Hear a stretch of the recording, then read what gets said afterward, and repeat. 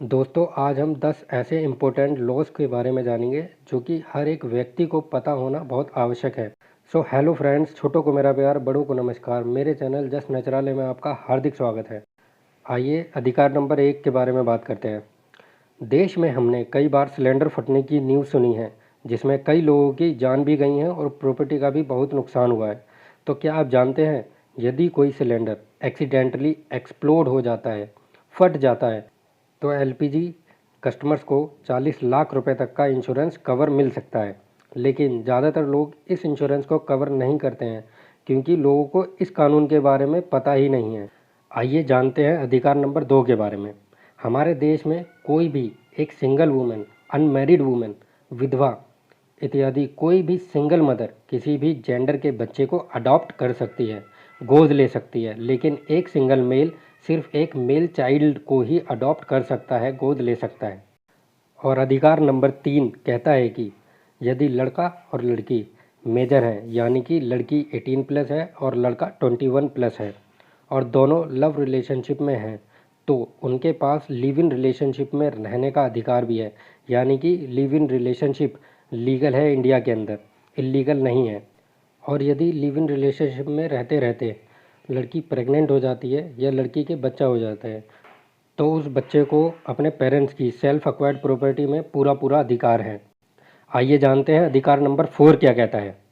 Public place में या park में यदि कपल बैठे हैं और हग कर रहे हैं या किस कर रहे हैं या नॉर्मली कर रहे हैं, तो public display of affection in limit is legal.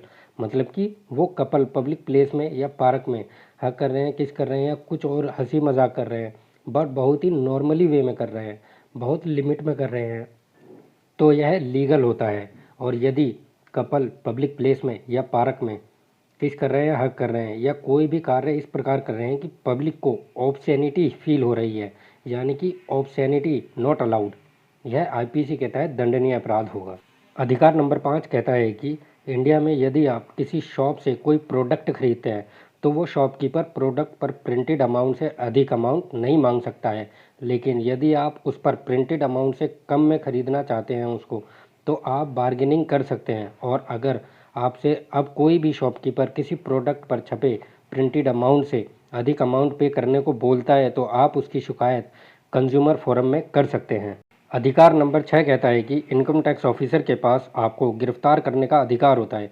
यदि आपने टैक्स नहीं भरा है, तो टैक्स रिकवरी ऑर्गेनाइजेशन के पास इनकम टैक्स एक्ट 1961 के तहत आपको गिरफ्तार करने का अधिकार होता है, और इनकी मर्जी से ही आप जेल से रिहा हो सकते हैं।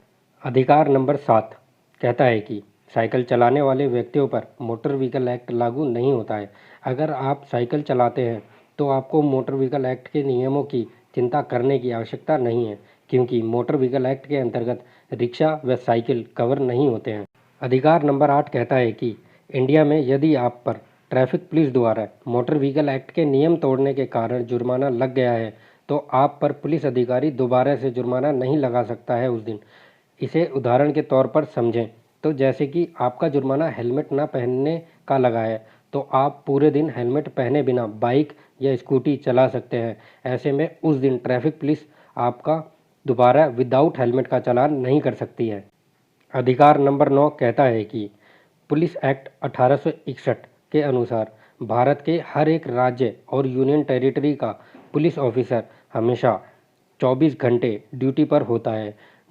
अगर रात में भी किसी भी वक्त कोई घटना घटती है और पुलिस अधिकारी घर पर होता है, तो किसी पुलिस ऑफिसर को यह कहने का अधिकार नहीं है कि वो ड्यूटी पर नहीं है, क्योंकि अकॉर्डिंग टू पुलिस एक्ट 1861 के अनुसार हर एक पुलिस ऑफिसर 24 घंटे हर एक वक्त ड्यूटी पर होता है, चाहे वह पूरी यूनिफॉर्म में हो या ना हो।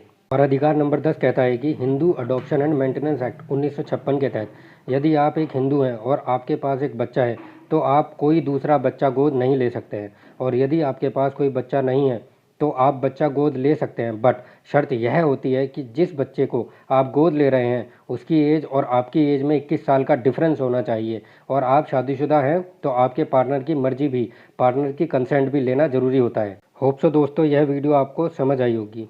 अगर यह वीडियो आपको पसंद आई है, तो इस चैनल को लाइक व सब्सक्राइब करना ना भूलें। और यदि कोई क्वेरी है, क्वेश्चन है या फीडबैक हो, तो आप कमेंट बॉक्स में पूछ सकते हैं। Thank you for watching this video.